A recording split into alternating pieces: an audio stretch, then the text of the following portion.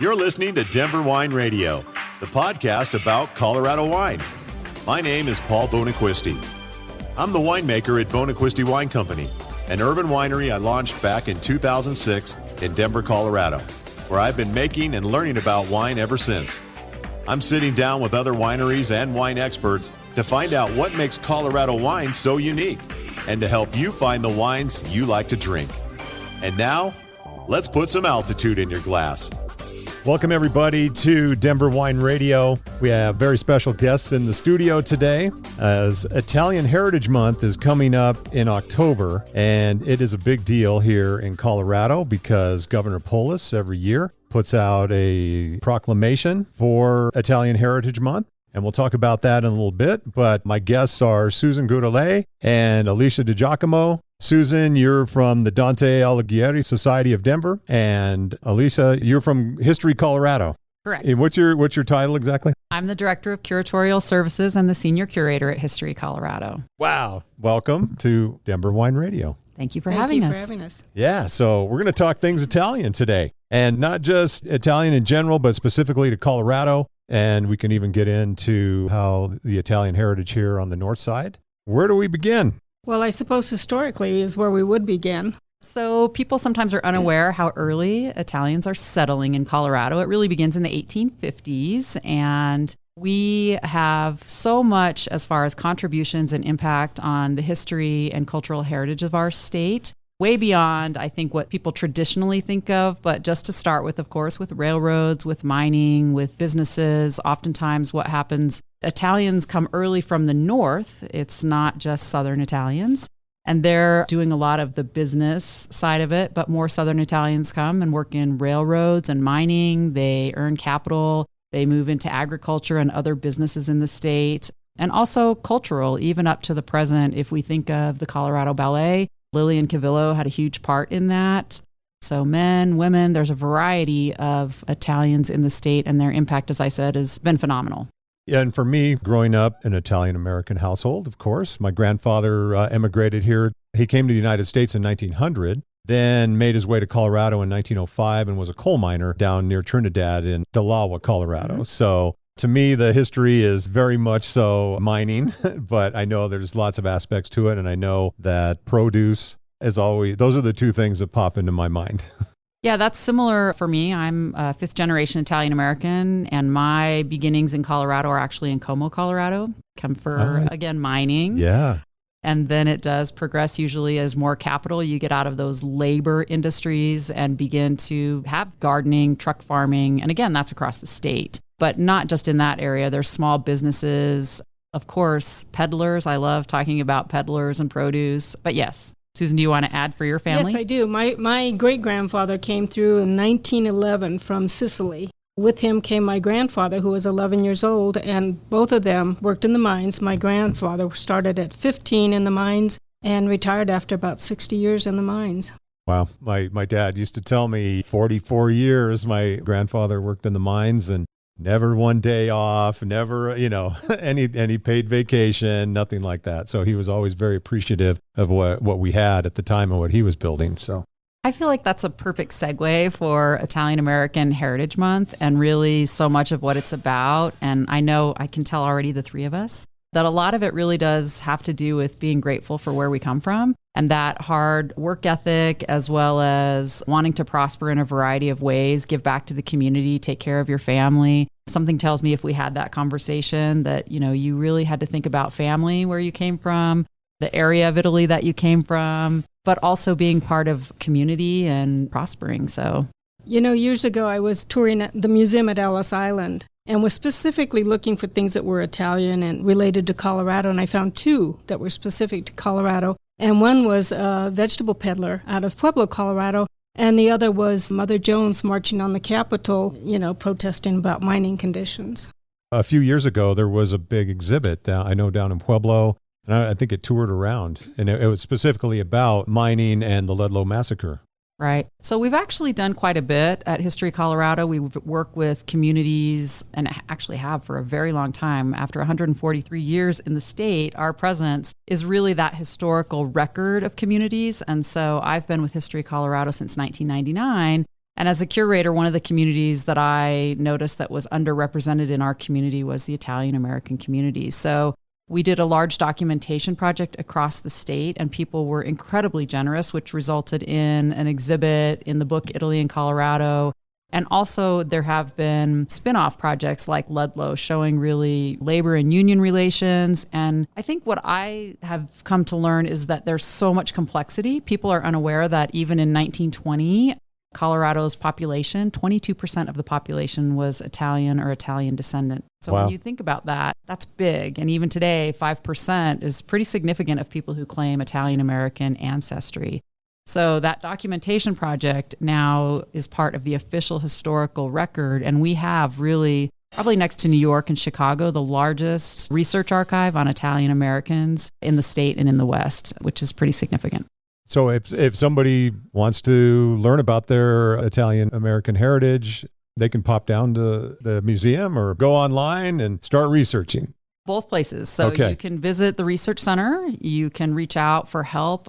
One thing I like to remind people of, it's okay that you don't know. You just need to be curious about your family history, and we can help you with that. But you can also look online for the research archive and go to the History Colorado website and begin exploring.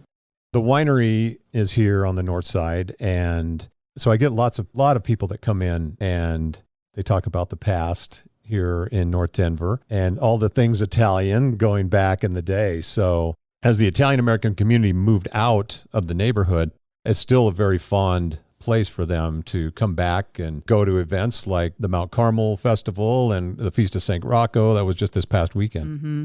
Yeah, for people who might not be aware, Colorado's biggest enclaves, or what we call Little Italies in the state, were in Denver, Trinidad, and Pueblo. Although really, again, Italians are settling across Colorado, but those are the three biggest enclaves. And I think it's important for people to consider that that physical place in many ways is gone in all of those communities. There's still a presence, but we are united really by our heritage on a number of levels. So I love it when people want to talk about where they came from or what their experience was. You know, I grew up in Trinidad, and I would come to spend summers with my aunt and uncle on Osage Street, directly behind Mount Carmel Church. So I learned to love the sound of the church bells, for one thing. But during the procession, prior to the festival, everybody in the neighborhood would bring their chairs out, and they'd be sitting on the front lawn as they watched that procession go by. So there's beautiful memories. Beautiful traditions that still exist, for sure. And a lot of people came out. We went Friday night to the Feast of St. Rocco at Potenza Lodge, and lots of familiar faces, and it's great to see them, even if it's only that once a year or maybe a couple times around. But It's like a little reunion. a little reunion, yeah.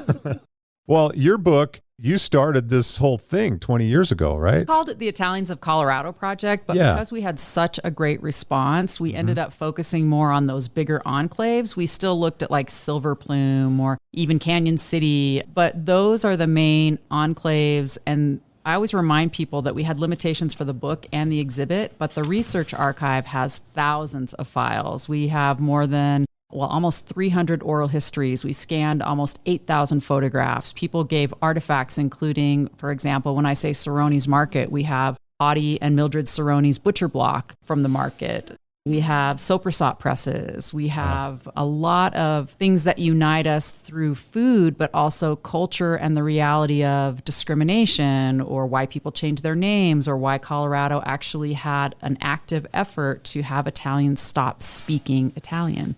So again, we can't cover it all today, but the documentation project is really built by the community, for the community, but not just for Italians, because really the impact of Italians in agriculture and mining and businesses and a variety of things on the state, we still feel that today. So you don't have to just be Italian to understand and appreciate that, including what happened to this community, which was this division of the Valley Highway.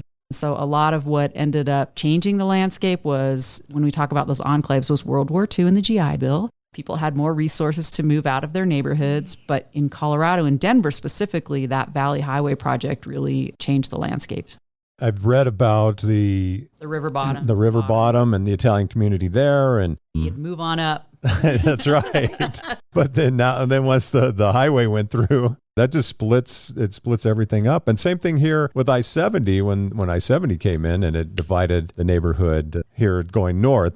So Yeah, well, you'll get me started on all kinds of stories, but one story I researched recently was American Beauty, because that's something that has come up over and over and over. And even when I did research on the Denargo market, like really looking at the history of it, the Venino family was super interesting, and they're a great example of that. They originally started their macaroni company, and they originally had it in the River Bottoms area, the Bottoms area near downtown. And so when the highway went in, that moved, and they moved their plant to North Denver, which is interesting. And then really not far from here is where they had their bigger plant expanded. So that building is still there and the company is still around. And that's a significant contribution, where I think of this immigrant family who their youngest son ends up going to Harvard Business School. And they were brilliant as far as marketing and how they got the word out about their product. So yeah, there's just story after story like that.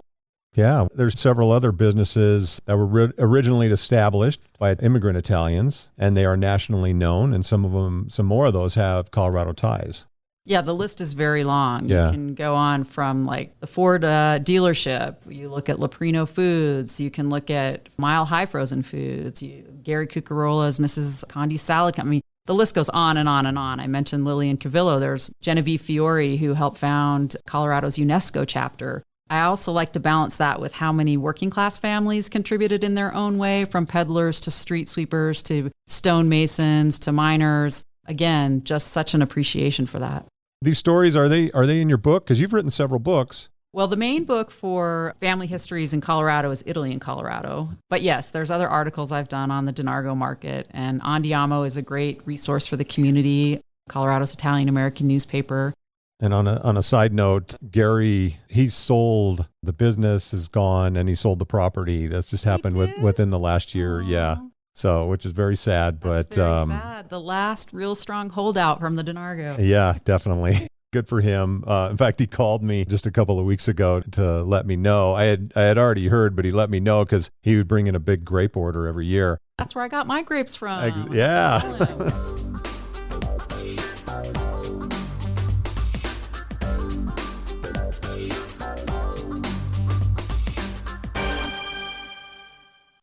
All right, let's talk about Italian Heritage Month. Got a lot of stuff going on. Yes, the Dante Alighieri Society has put together 10 activities for this year. This is our 4th year of doing this, and we even functioned during COVID. Thank you for Zoom. So starting out on October 1st, we have the Celebrazione Italiana, which is going to take place here at Bonacquisti Winery. All right. The Four Amicis will be playing with Mark Garatano on vocals and Sal Moderano on the sax. And then reservations are required for that. You can just check on DanteAlighieriofDenver.com to get information. On the 7th, we have a presentation on Dante Alighieri by Dr. Seth Fabian. We didn't feel if our organization was sponsoring all these Italian events that it would be important to have somebody who's our namesake. On October 8th, we have Piazza Italiana, and that's going to be held at the Sons of Italy Hall. What we're trying to do is recreate a piazza in Italy.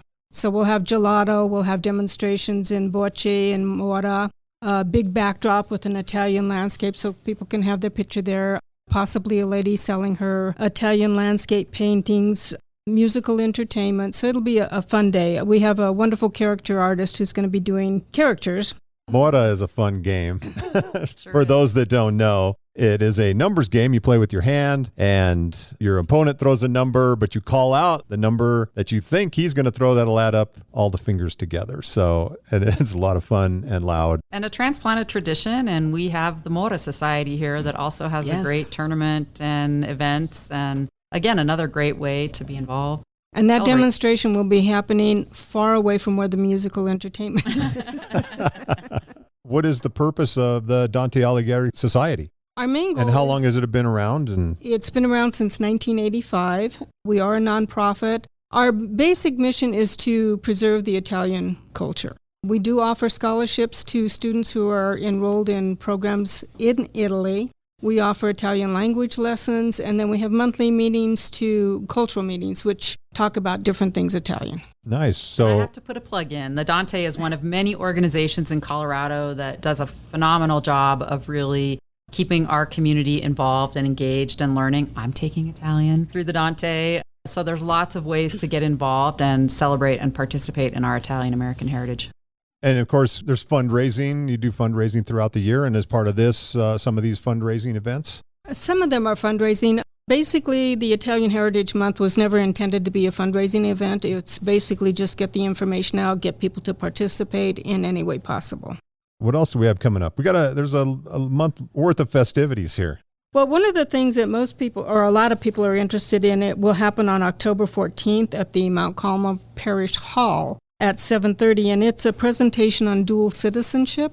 We have Paula Coffey, who has written the book on Italian citizenship for dummies, and Joe Morrow, both of whom have been through the process, so they know the ropes and how to get through that. So I think that'll be of interest to a lot of folks. And of course, we have 2 cooking classes. Chef Adam Giardino puts together wonderful menus. These things sell out instantly. So last year we had one that was waitlisted, and then we had another wait list on top of that because they are popular. And it's all Italian. This is wonderful. And then I see some film Italiano here coming up at the end of October. Correct. I always have one film with popcorn and beverages. All right. And that's going to be held at Our Lady of Mount Carmel Parish Hall.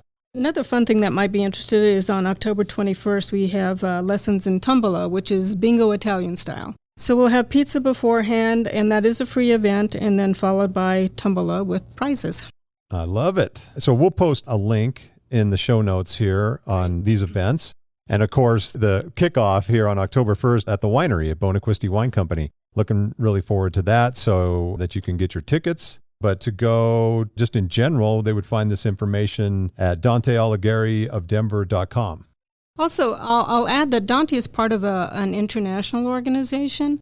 One of the things that we're most proud of and happy to offer on the 16th is a concert featuring a pianist from Matera, Italy. We'll be broadcasting that, and in addition to her, it's her mother, Paola. They'll be doing like dueling pianos, and then David Altivieri is on the violoncello.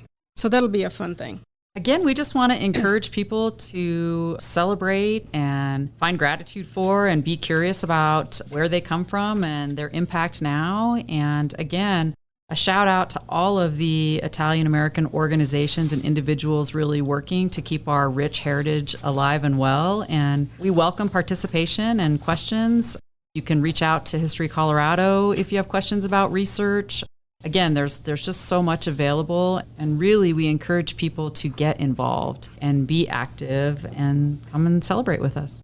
A couple of things, though, and I know this isn't a show to promote anything, but there are so many ways to get your taste of Italy and learn more about it. I know Canyon City puts on a wonderful festival every year. Louisville just put on another festival. And there are numerous organizations, Sons and Daughters of Italy. I mean, if Dante isn't your thing, they have bocce tournaments, they have leagues. Italian and American Business Association is a nice networking organization for Italians. And Potenza, there's just a number of Italian organizations in town. So, and of course, Andiamo newspaper is a wonderful way to keep in touch. And don't forget about our agriculture business from, Musso Farms. There's so many places that you can go and support, and maybe organization's not your thing and you really are a foodie. There's so much available, and I think sometimes people don't realize how fortunate we are in Colorado to have the strong Italian-American community that we do have. There's a couple of wonderful farms out in Brighton. Farmers markets are very popular, and I go up to Brighton to the farms there. Yeah, Palazzi Farms and Petrocco Farms. Yeah, they've been around for generations now, so... In fact, then I grew up in Brighton, so very familiar with all the agriculture there. And a shout out to Welby Heritage Foundation. They have a lot going on. We're looking at each other like we have to get everybody in. Whoever we're forgetting, we apologize, but you can send us a note, reply back here via email or voice message at denverwineradio.com. We'd love to hear from you and love to hear your Italian stories. And thank you so much, Susan and Alicia, for coming down today. Thank you. That's our show for this week. Thank you so much for listening to Denver Wine Radio. Your homework for the week is to go out and taste some Colorado wine. If you have any questions or comments, or just want to let us know what you're drinking, go to denverwineradio.com, where you can email us or leave us a voice message. We'd love to hear from you. And remember, put some altitude in your glass.